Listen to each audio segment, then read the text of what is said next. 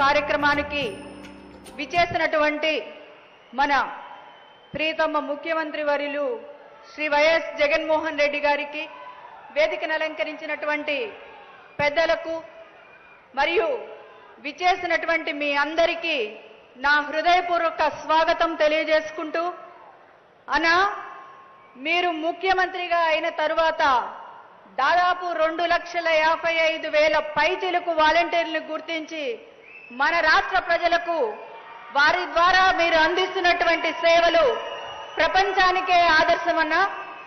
ఈరోజు చంద్రబాబు నాయుడు గారు చెప్పారు, బాబొస్తే జాబ్ వస్తుంది, ఇంటికొక ఉద్యోగం ఇస్తాను, నిరుద్యోగ భృతి ఇస్తాను అని చెప్పి మాట తప్పిన పరిస్థితులు మనందరికీ తెలుసన్నా. మీరు ఈ వాలంటీర్ వ్యవస్థ తీసుకువచ్చినప్పుడు వాళ్ళు మాట్లాడినటువంటి అవాకులు చవాకులు కూడా రాష్ట్రమంతా చూశారు. ఈరోజు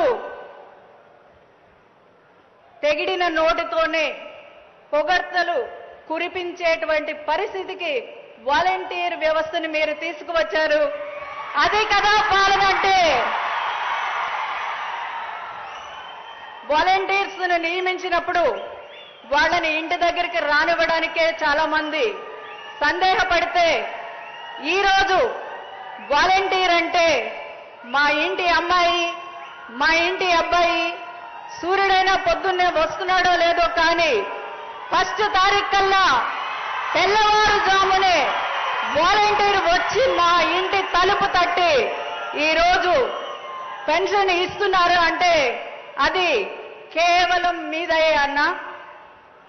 ఇప్పుడైతే కోవిడ్ రోజులు, లాక్డౌన్ రోజులు మనం మర్చిపోయాం, కానీ ఆ రోజు ఇంట్లో వాళ్ళు ఒకళ్ళు పలకరించుకోవడానికే భయపడేటువంటి పరిస్థితుల్లో మరి వాళ్ళ కుటుంబాలను కూడా లెక్క చేయకుండా సేవలు అందించినటువంటి సైనికులు ఎవరన్నా ఉన్నారంటే అది వాలంటీర్లు మాత్రమే అని చెప్పుకోవడానికి మేము కూడా గర్వపడుతున్నామన్నా.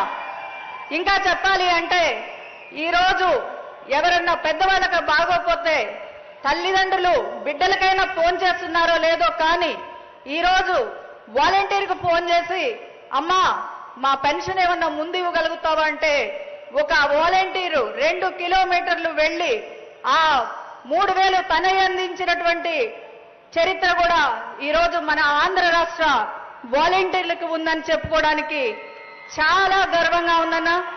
మీరు ఇస్తున్నటువంటి, ఇంకా చెప్పాలి అంటే ఒక వాలంటీర్ని స్టేట్ కార్పొరేషన్ చైర్మన్ గా చేసినటువంటి ఘనత కూడా అది మీకే దక్కుతుందని చెప్పుకోవడానికి గర్వపడుతున్నామన్నా.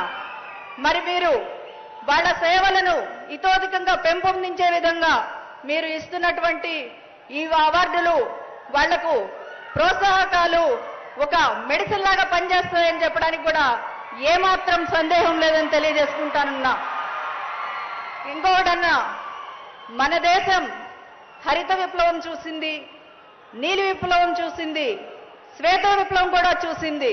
కానీ మన రాష్ట్రానికి ఉద్యోగ విప్లవం తెచ్చినటువంటి వ్యక్తి ఎవరన్నా ఉన్నారంటే అది మీరేనన్నా. ఒకే నోటిఫికేషన్తో 1,35,000 సచివాలయటువంటి సిబ్బందిని మీరు కులం చూడలేదు, మతం చూడలేదు, ప్రాంతం చూడలేదు, పార్టీలు చూడలేదు, పారదర్శకంగా ఉద్యోగాలు ఇచ్చినటువంటి ఘనత ఏదైనా ఉందంటే అది కేవలం మీకే చెల్లుతుందన్నా.